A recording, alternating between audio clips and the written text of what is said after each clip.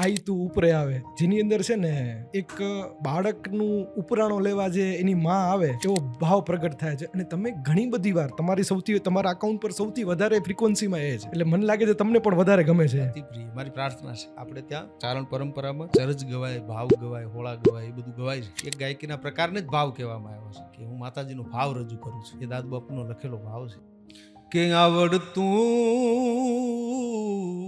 પરે આવે, આવડતું ભલે આવે રે,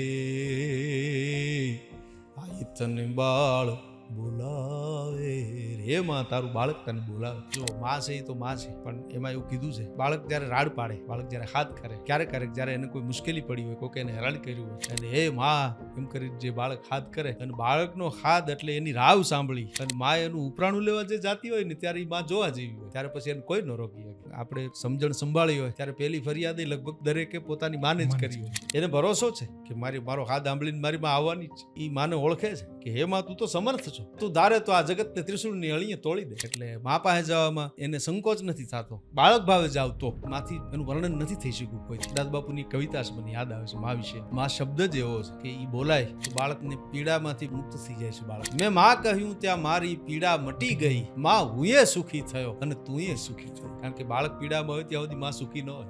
એને પણ નિરાશ ત્યારે જ થાય છે જ્યારે એનું બાળક હકોમળું આપે. બાળક હકોમળું હોય ત્યારે જ માં ખુશ રહી શકે છે. મેં માં કહ્યું ત્યાં મારી પીડા મટી ગઈ, માં હુંએ સુખી થયો અને તુંએ સુખી થઈ. આ કોણ જાણે ક્યાંથી અમૃત ધારા આવી, કે માં મુજમાં અને તુજમાં આવી મીઠપ ભરી ગઈ.